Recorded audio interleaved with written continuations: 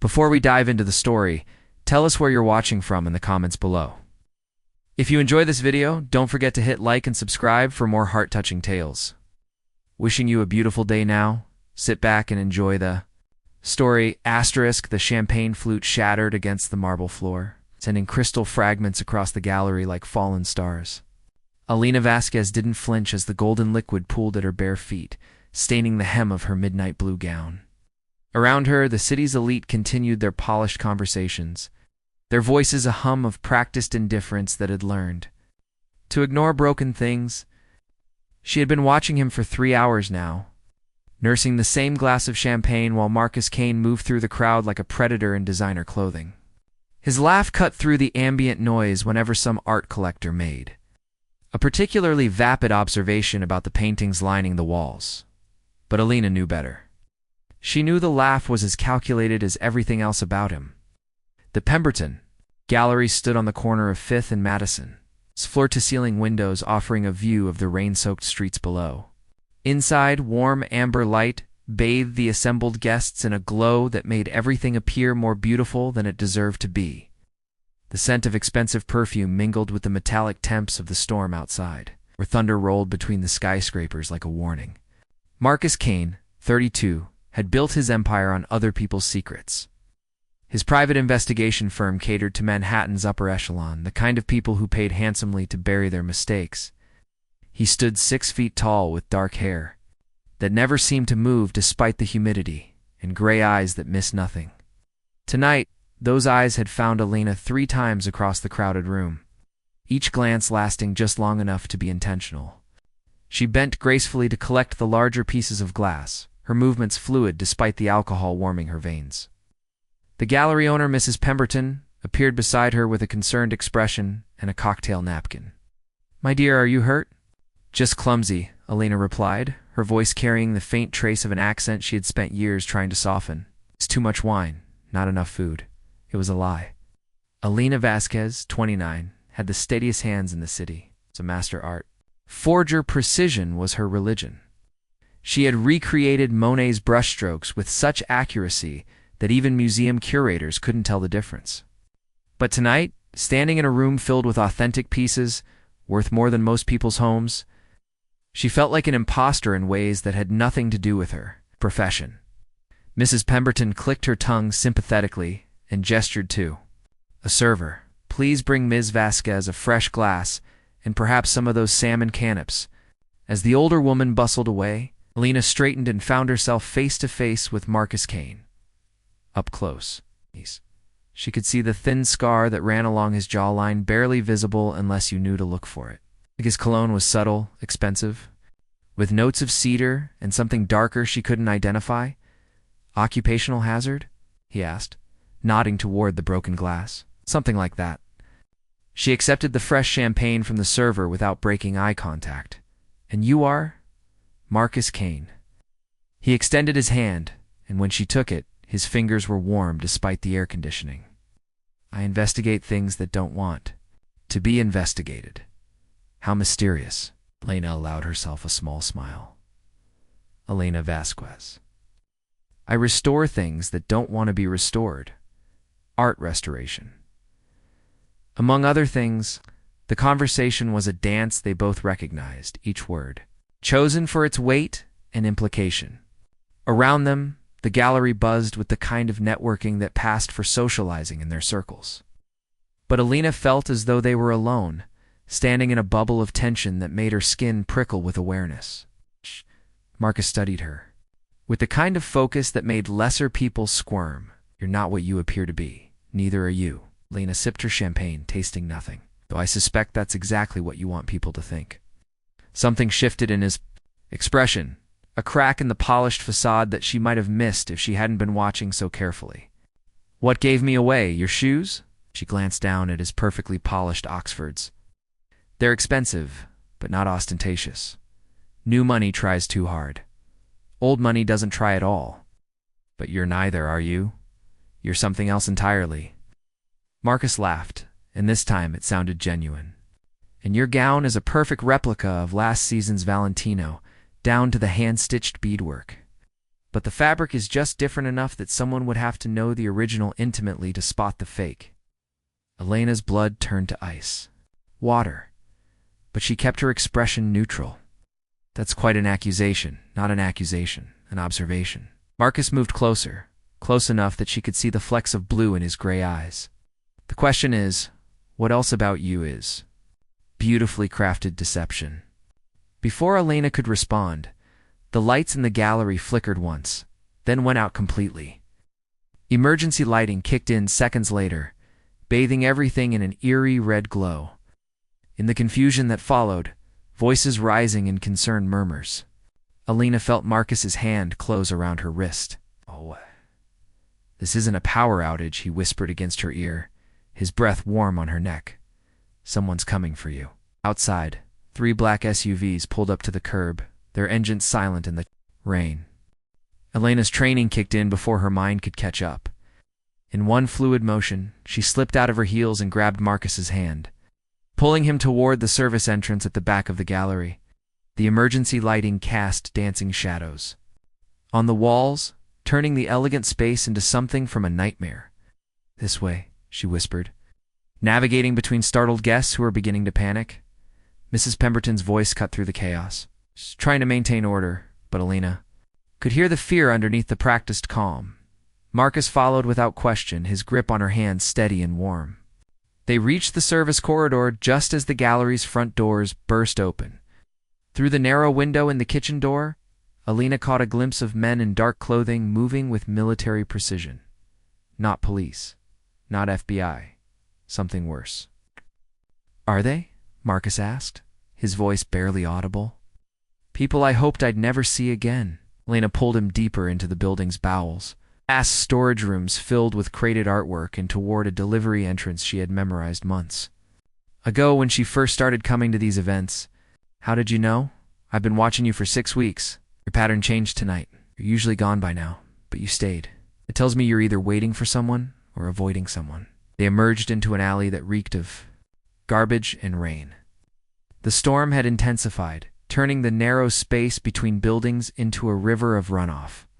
Elena's bare feet splashed through puddles as they ran, the cold shocking her system into sharp focus. "My car," Marcus said, pointing to a dark sedan parked at the alley's mouth. "We can know." Elena grabbed his arm, pulling him back. "They'll have traced your plates by now." "How long have you been investigating me?" Marcus stopped running, rain streaming down his face as he stared at her. "Long enough to know that Elena Vasquez died in a car accident in Barcelona 3 years ago." The words hit her like a physical blow. Elena felt the world tilt on its axis as years of carefully constructed identity collapsed around her. She'd been so careful, had built her new life with such meticulous attention to detail. But this man, this stranger who looked at her like he could see straight through to her bones, had unraveled it all. "Who hired you?" she asked, backing toward the alley's far end. "That's confidential. Not anymore." Elena's voice carried a hardness that made Marcus take a step back. "Someone just tried to kill everyone in that gallery to get to me. Your client is either dead or behind this, which means our arrangement just changed." Thunder crashed overhead, and in its echo, Elena heard the sound of boots splashing through puddles. They were being hunted. Marcus seemed to weigh his options, his jaw working as he studied her face in the intermittent light from a flickering street lamp. Finally, he pulled out his phone and deleted something before dropping it into a storm drain. "Victor Kozlov," he said. "He hired me to find his daughter." Elena's knees nearly buckled. The name was a ghost from a life she had buried, a reminder of choices that still woke her up screaming in the middle of the night. Victor Kozlov, arms dealer, art collector, and the man whose wife she had helped disappear with $50 million in stolen paintings. "I'm not his daughter," she said quietly. "I know. Do you know where she is?" "Anya is dead. She died night we tried to escape his compound in Montenegro." "I don't think she did." The words hung between them like a loaded gun. Elena felt the familiar weight of secrets pressing down on her chest, the crushing burden of truths she had carried alone. For 3 years, she had rebuilt herself from nothing, created Elena Vasquez from the ashes of the woman she used to be. But the past had found her anyway, wearing Marcus Kane's face and speaking with his voice. "There," Marcus said suddenly, pointing to a fire. Escape zigzagging up the side of the building across from them. We can reach the roof and know. Elena moved in the opposite direction, toward the sound of their pursuers. This ends here. Are you insane? Maybe. She turned to face him, and Marcus saw something in her expression that made his blood run cold. But I'm tired of running, tired of looking over my shoulder, tired of being afraid. She reached into the small, clutch purse she had somehow managed to keep throughout their escape and pulled out a compact device that looked like a lipstick case. Marcus realized with growing alarm that it wasn't makeup. What is that? Insurance, Elena said, her thumb hovering over a small button. I've had eyes on Kozlov for 2 years. His men, his money, his operations. This contains enough information to destroy his entire organization. You're bluffing, am I? Elena smiled, and it was the most dangerous expression Marcus had ever seen. I learned a long time ago that survival isn't about running faster than your enemies. It's about making sure they have more to lose than you do. The first of Kozlov's men rounded the corner, assault rifle raised. In the space of a heartbeat, Elena made her choice. She threw the device to Marcus and stepped into the open, her hands raised. I know what you want, she called out in Russian, her accent thick and fluid. But kill me, and Victor loses everything. Marcus caught the device, his mind racing as he realized what she had just done. She had made herself bait, given herself up to save not just his life, but potentially hundreds of others who would die, if. Kozlov's weapons continued to flow through the black market. The lead gunman spoke into his radio, and Elena felt a moment of savage satisfaction as she heard the frustration in his voice. They couldn't kill her. Not yet. Not until Kozlov decided what her life was worth. As they zip-tied her hands and forced her into the back of an SUV, Elena caught Marcus's eyes one last time, through the rain. He's still holding her device, still standing in the shadows where she had pushed him to safety. Run, she mouthed. Instead, Marcus Kane did something he had never done in 15 years of investigation work. He pocketed the device and followed the convoy into the night.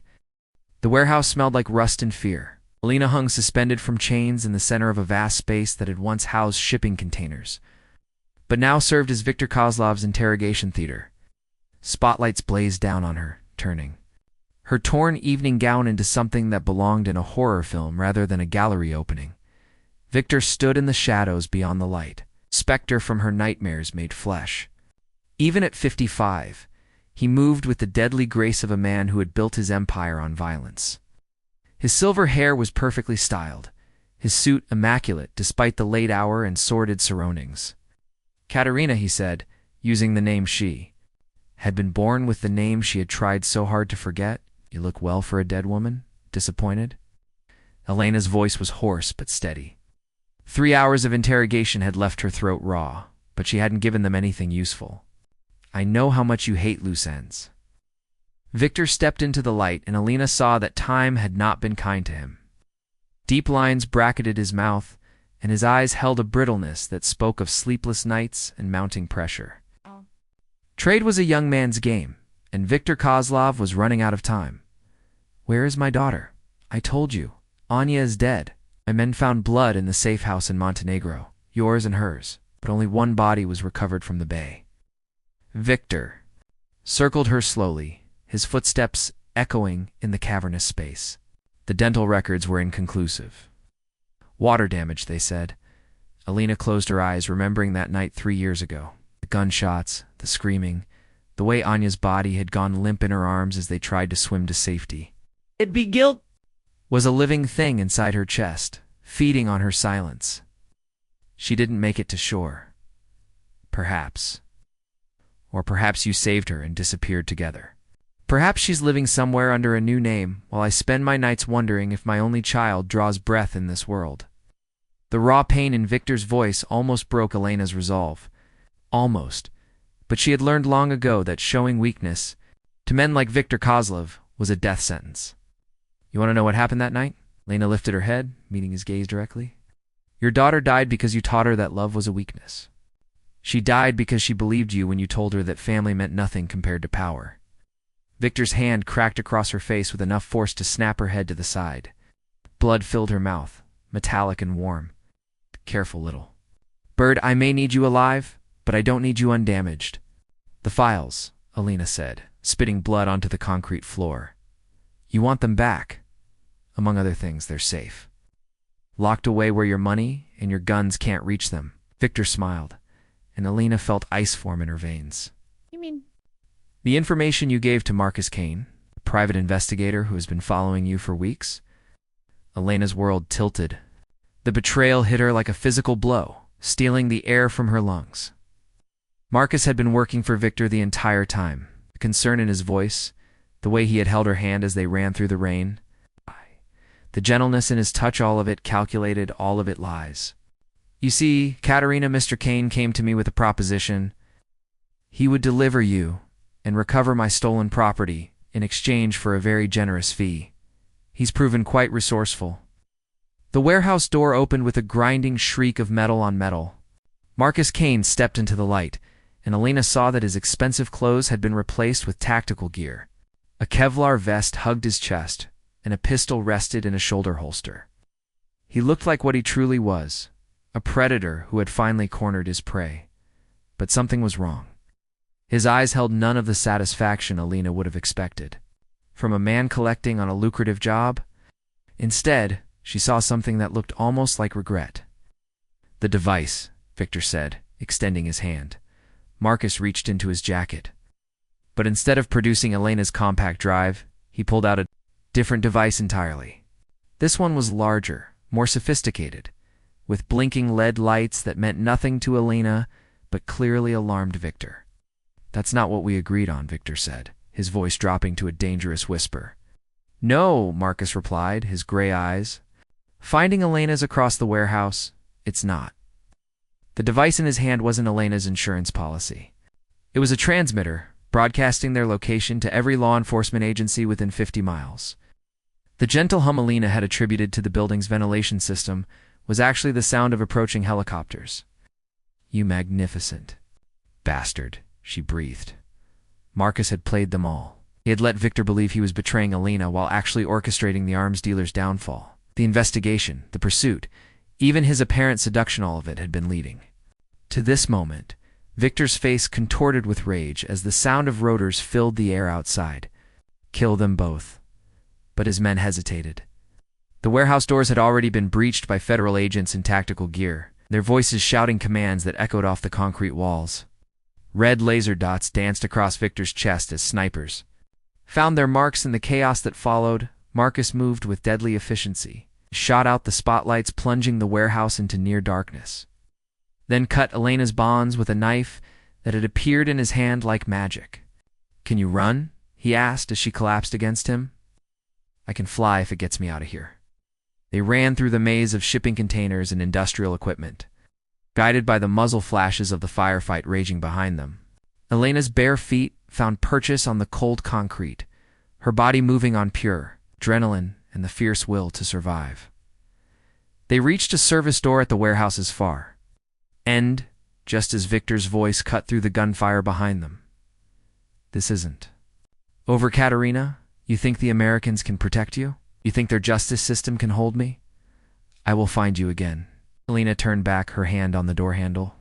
Through the smoke and chaos, she could see Victor Kozlov in custody. Federal agents surrounding him like wolves around wounded prey, but his eyes were locked on hers, and in them she saw a promise that chilled her to the bone. "Let him come," she said to Marcus as they stepped into the night. "Next time, I'll be ready." But as they emerged into the rain-washed streets of Manhattan, Elena realized that Marcus Kane still held secrets of his own. The way he moved, the precision of his actions, the ease with which he had dismantled Victor's operation, none of it matched the profile of a simple private investigator. "Who are you really?" she asked as they reached his car. Marcus paused with his hand on the driver's side door. "Someone who made you a promise 3 years ago in Montenegro. Someone who failed to keep it." Elena's heart stopped beating. In the dim light from a street lamp, she could see the scar along his jawline clearly now. The scar she had given him with a broken bottle during their fight in the safe house. The scar he had earned trying to save Anya Kozlov's life. "Kane died in that bay along with everyone else," he said quietly. "But I kept my promise to you, even if it took 3 years to fulfill it." Elena stared at him as the pieces of the puzzle fell into place. He hadn't been investigating her for Viktor Kozlov. He had been protecting her from him. Everything his. New identity, his investigation business, even his pursuit of her, had been an elaborate long-term plan to bring Viktor down and keep her safe. You let me think you've betrayed me. I had to. Viktor needed to believe it too, or the plan wouldn't have worked. The rain continued to fall as they stood there in the empty street. Two survivors of a war that had shaped them both into something harder and more dangerous than they had ever intended to become. The federal agents would want statements. There would be trials and testimony and the slow grinding wheels of justice. But for now, they had each other and the terrible understanding that some betrayals were actually acts of love. The safe house overlooked the Hudson River from the 42nd floor, its floor-toozling windows offering a view of the city that never slept. Elena stood wrapped in a federal issue blanket, watching the lights blur and shimmer through her. Exhaustion. 3 days had passed since Viktor Kozlov's arrest, 3 days of debriefings and depositions that had scraped her soul raw.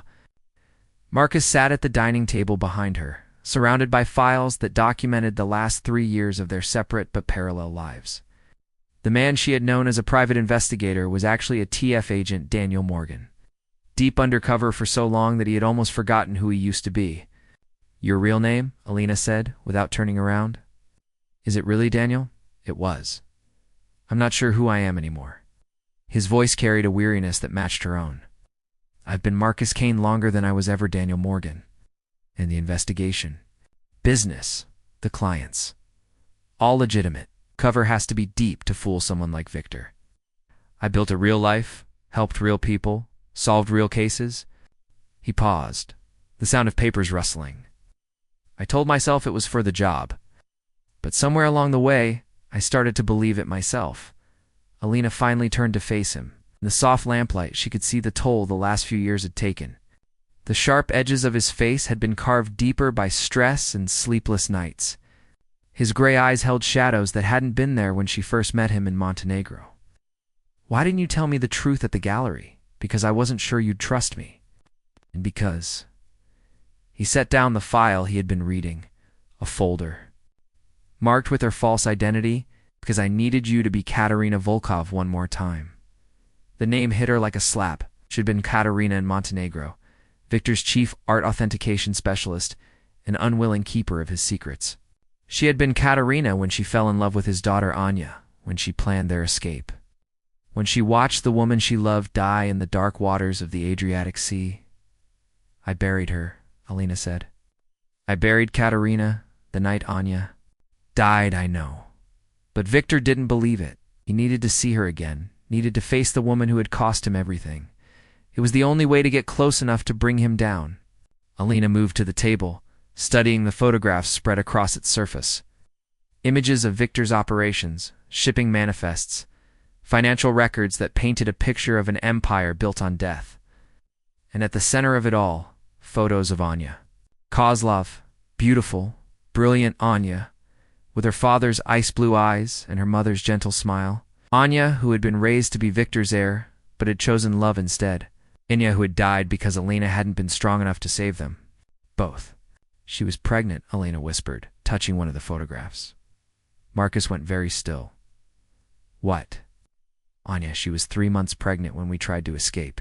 She hadn't told Viktor yet because she knew he'd use the baby as leverage against. Her Elena's voice broke.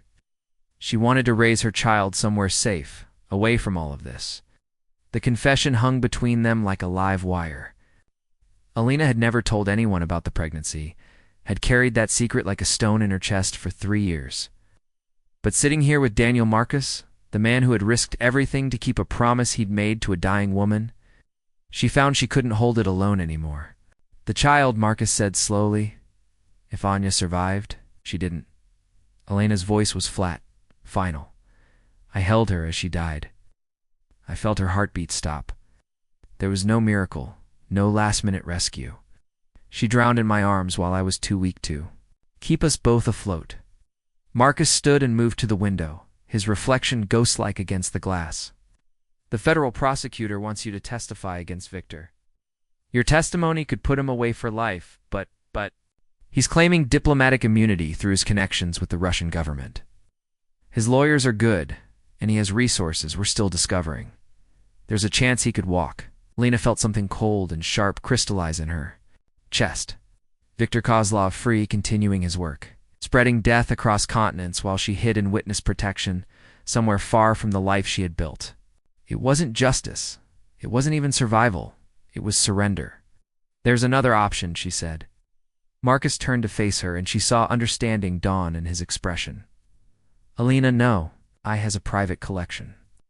Stolen art worth over $200 million, hidden in a climate-controlled warehouse in Queens. Art that legally belongs to museums and private collectors across Europe. The feds already know about the warehouse. It's been sealed pending the trial. But they don't know about the real collection. Elena pulled out her phone, showing him a series of photographs she had taken years ago. These pieces are what he uses to buy silence from government officials, judges, anyone who might threaten his operations.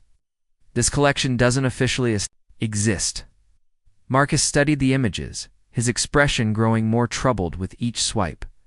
Paintings by masters whose works were considered lost to history, sculptures that should have been in the Louvre, artifacts that had disappeared during World War II and never resurfaced.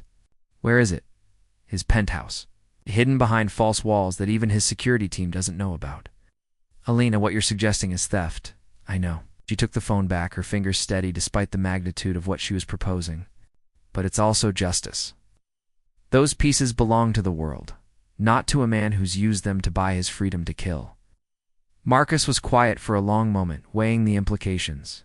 Taking Viktor's hidden collection would not only deprive him of his most valuable leverage, but would also expose a network of corruption that reached into the highest levels of government. But it would also make them both criminals in the eyes of the law they had sworn to serve. You'd be giving up Elena Vasquez forever, he said finally. There would be no going back to your old life. What life? Elena laughed, but there was no humor in it. I restore art for people who don't appreciate it and attend parties where I pretend to be someone I'm not. I've been hiding for 3 years, Marcus. At least this way the hiding would mean something. And us? What we've started here? What we could have? Elena looked at him, this man who had rewritten his entire existence to keep a promise to a ghost. He stood silhouetted against the city lights. She could see the boy he must have been before the world taught him that love was a luxury men like him couldn't afford. We're both haunted by people we couldn't save, she said quietly. Maybe it's time we saved someone else instead. Marcus closed his eyes, and Elena knew she had one. Or perhaps they had both lost. In their line of work, it was sometimes hard to tell the difference. The penthouse has a security system designed by military contractors, he said. Motion sensors, pressure plates, thermal imaging. It would take a team of specialists months to plan a job like this. Or one person who helped design the security. In the first place, Elena smiled, and for the first time in days, it felt genuine. I know that building better than Viktor does. I know where every camera is placed, every weak point in the system. This is insane. Probably, Elena moved closer, close enough to see her reflection in his eyes. But insanity seems to be our specialty. Outside, the city hummed with 8 million heartbeats, 8 million dreams and fears and secrets. Somewhere in that maze of light and shadow, Viktor Kozlov sat in a federal holding cell, confident that his money and connections would eventually buy his freedom.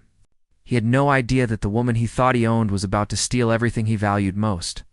When? Marcus asked. Tomorrow night, while he's meeting with his lawyers, while his security is focused on protecting him instead of his treasures. Elena stepped into his arms, feeling the steady rhythm of his heartbeat against her cheek. Tomorrow night would change everything. They would either emerge as heroes who had struck a blow against one of the world's most dangerous men, or they would become fugitives hunted by both Viktor's organization and the federal government. But for now, they had this moment. This quiet space between breaths where they could pretend that love was enough to survive what was coming. The penthouse elevator climbed through the Manhattan darkness with mechanical precision, carrying Elena toward either redemption or destruction.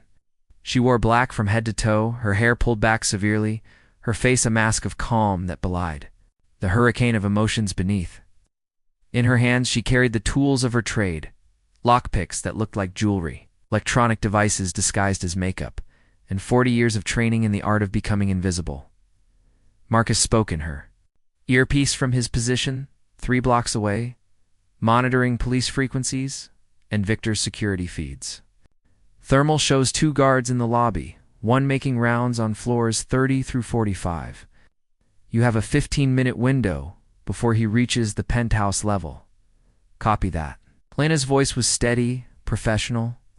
They had spent 18 hours planning this operation, mapping every contingency, preparing for every possible complication, but no plan survived contact with reality, especially when that reality involved stealing from one of the world's most dangerous men.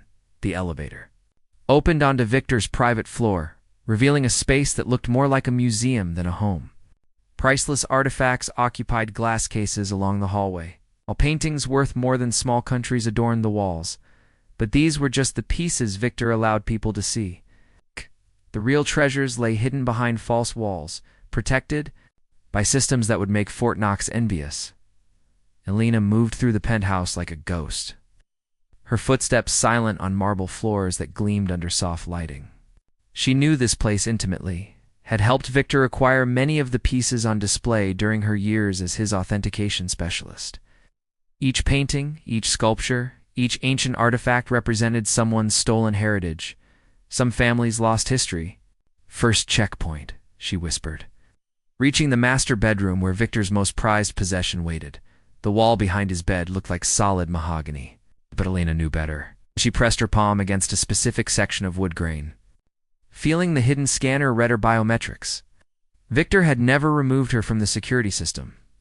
An oversight born of arrogance and the assumption that she was dead, the wall slid aside silently, revealing a climate-controlled chamber that made Elena's breath catch despite having seen it before. Here, in a space no larger than a walk-in closet, Victor Kozlov had hidden stolen masterpieces worth over $200 million. Van Gogh, that had vanished from a Berlin museum in 1943, hung next to a Picasso looted by the Nazis and never recovered. Ancient Egyptian artifacts that belonged in the Metropolitan Museum stood alongside. Renaissance sculptures that had been lost in mysterious fires that destroyed their original homes. It was a collection built on theft, murder, and the systematic destruction of cultural heritage. Jesus, Marcus breathed in her ear as she activated a microcamera to document everything. Elena, some of these pieces were reported destroyed decades ago. Victor never destroys anything of value. He just makes the world think he has. Elena began photographing each piece, creating a record that would expose not just Victor's crimes, but the network of corrupt officials who had helped him acquire these treasures. She was reaching for a small Monet when the lights in the chamber went out. Emergency lighting kicked in immediately, bathing everything in hellish red. But Elena knew with sick certainty that this wasn't a power failure. Someone had discovered her presence, had deliberately activated the security lockdown that would trap her in the chamber until Victor's people arrived. "Marcus," she whispered, but her earpiece was dead. It's filled with nothing but static. The mahogany wall began sliding shut, its movement slow but inexorable. Elena lunged toward the closing gap, but it was too narrow now, barely wide enough for her hand. In seconds, she would be sealed inside with no way out.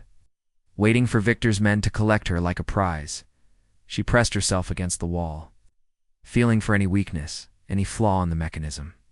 Her fingers found a maintenance panel hidden in the wood grain, secured with screws that required a specific type of driver, a type she didn't have, she told herself, forcing down the panic that threatened to overwhelm her rational mind. Think like Katerina. What would she do? Katerina Volkov had been Victor's student before she became his enemy. He had taught her to see solutions where others saw only problems, to find opportunity in the midst of disaster. And Katerina had learned those lessons well. Elena pulled off her earring, a delicate piece that most people would assume was purely decorative. But like everything else about her carefully constructed identity, it served a dual purpose. The decorative post was actually a precision screwdriver, designed to access exactly this type of security panel. Her hands shook as she worked, the red emergency lighting making it difficult to see the tiny screws. Outside the chamber, she could hear voices in the hallway. Victor's security team. Moving with the efficient brutality she remembered from Montenegro, the panel came free just as footsteps reached the bedroom. Elena's fingers flew over the exposed wiring, following circuits she had memorized during the planning phase. Cut the wrong wire, and the chamber would seal permanently. Cut the right one, and she might have a chance. The bedroom door burst open as Elena made her choice. The mahogany wall shuddered, then began to reverse its motion. She squeezed through, the gap as gunfire erupted behind her, bullets chewing through priceless artifacts in Victor's display cases.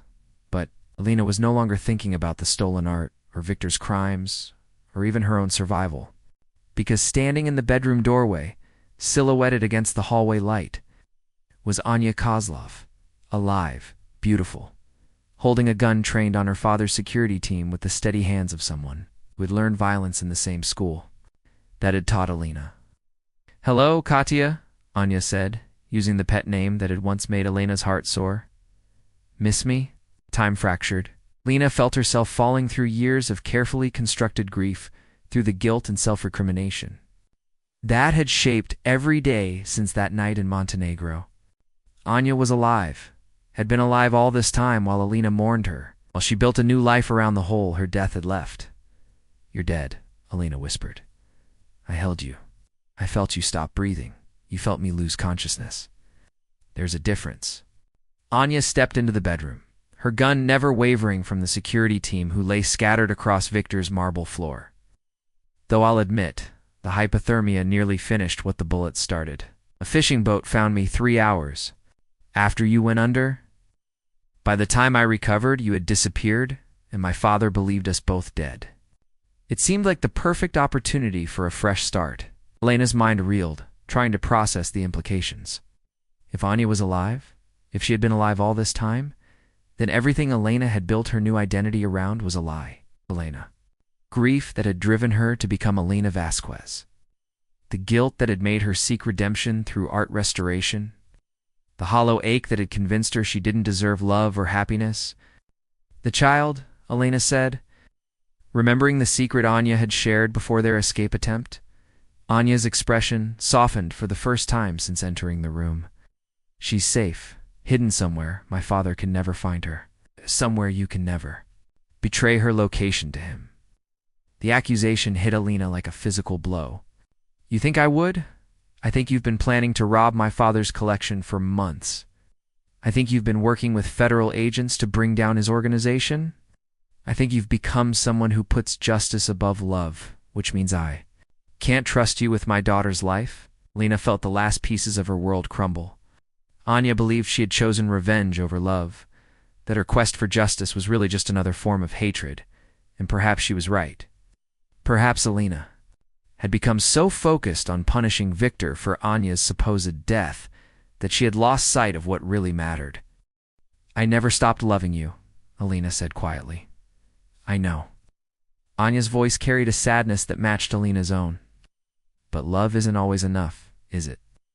The sound of sirens filled the air outside, growing closer by the second. Marcus had called.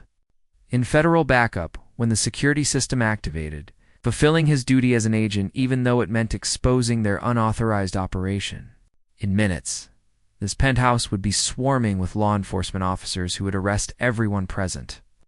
"Come with me," Elena said suddenly. "Both of you, you and your daughter. We can disappear together, start over somewhere far from all of this, and leave my father free to continue his work. Leave him free to destroy more lives, steal more treasures, spread more death across the world." Anya shook her head. "I've spent 3 years planning his downfall, Katya. I won't abandon it now." Elena understood then that they had both been fighting the same war from different sides. Anya had faked her death to gain the freedom to work against her father, while Elena had created a new identity to hide from the guilt of failing to save her. They were mirror images, shaped by the same tragedy, but driven toward different forms of justice. "The collection," Anya said, nodding toward the hidden chamber. "Did you get what you came for?" Elena held up the microcamera, its memory filled, with evidence that would destroy Victor's network of corruption, enough to put him away forever. Yet then my work here is finished. The sirens were very close now, their wails echoing off the surrounding skyscrapers. Elena could see flashing lights through the penthouse windows, federal vehicles surrounding the building. In moments, agents would storm through those elevators, and the careful life she had built as Elena Vasquez would be over forever. What happens now? Elena asked. Anya smiled, and for a moment, she looked exactly as she had on that last night in Montenegro, young and hopeful, and full of dreams about their future together. Now you get to choose who you want to be. Katerina Volkov, who loved me but lost me. Elena Vasquez, who built a life on grief and guilt. Or someone entirely new. The elevator chimed and federal agents poured into the penthouse with practiced efficiency. Elena saw Marcus among them, his face grim but relieved when he spotted her alive and unharmed. He moved toward her through the chaos of arresting Victor's security team and securing the crime scene. But when Elena looked back, Anya was gone, vanished as completely as if she had never been there at all, leaving behind only the faint scent of jasmine perfume and the echo of words that would reshape Elena's understanding of herself. Marcus reached her side, his gray eyes searching her face for signs of trauma. Are you hurt? No, Elena said, and realized it was true. For the first time in 3 years, she wasn't hurt. The guilt that had eaten at her soul was gone, replaced by something lighter, but infinitely more complex. I'm free. Elena stood in the main gallery of the Metropolitan Museum of Art, watching visitors admire a Van Gogh that had been lost for over 70 years. The placard beside it credited its recovery to an anonymous tip that had led federal agents to a hidden collection of stolen masterpieces.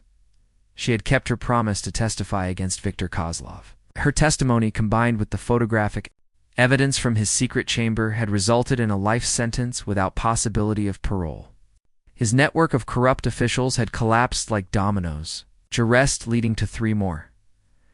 Elena Vasquez had disappeared the night of the penthouse raid, her identity quietly retired by federal marshals who understood that some witnesses needed more than new names to truly start over.